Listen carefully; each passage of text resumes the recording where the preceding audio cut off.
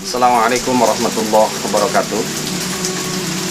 A'udzubillahi minasyaitonirrajim. Bismillahirrahmanirrahim.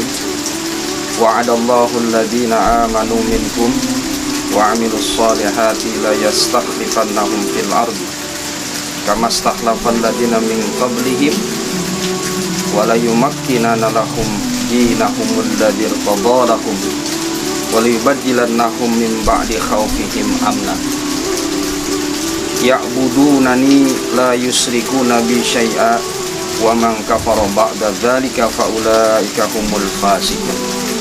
Saudaraku, surat An-Nur ayat 55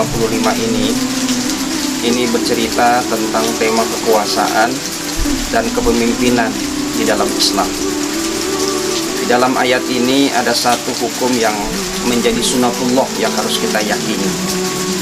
Allah berjanji saatnya nanti kekuasaan Islam pasti akan tegak. Kedaulatan Islam pasti akan terbuka, akan terwujud dan nampak dalam kehidupan umat Islam kapanpun dan dimanapun. Hanya tinggal menunggu momen, tinggal menunggu waktu.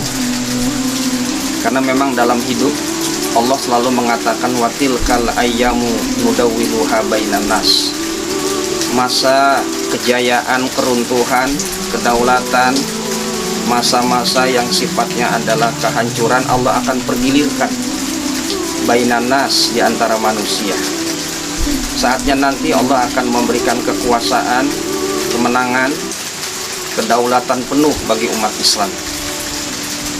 Siapakah yang Allah janjikan bagi mereka yang nanti akan diberikan kekuasaan dan kedaulatan? Allah cuma bilang di dalam ayat ini, mereka yang memiliki keimanan dan selalu produktif dengan amal-amal soleh.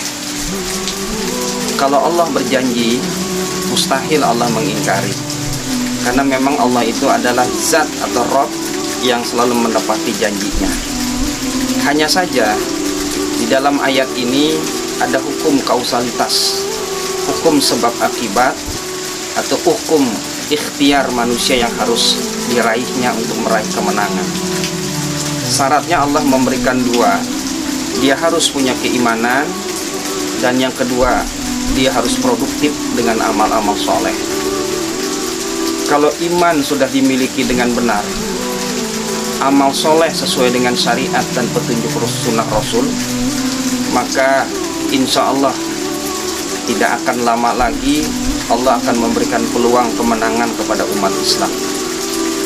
Pertanyaan yang paling mendasar, saudara-saudara, siapakah orang-orang yang beriman itu, dan siapakah orang-orang yang beramal soleh itu?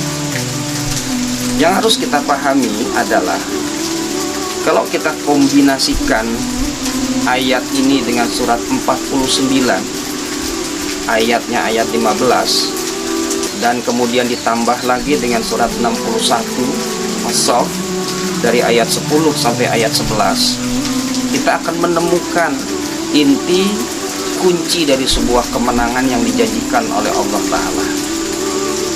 Orang mukmin yang beriman itu mereka yang lam yartabu, tidak akan pernah ragu-ragu dengan keimanannya. Dengan keimanan tersebut, dia melakukan amal soleh. Yang paling tertinggi di dalam Islam itu adalah wajahadu fi sabilillah, berjihad di jalan Allah Ta'ala dengan harta dan jiwanya.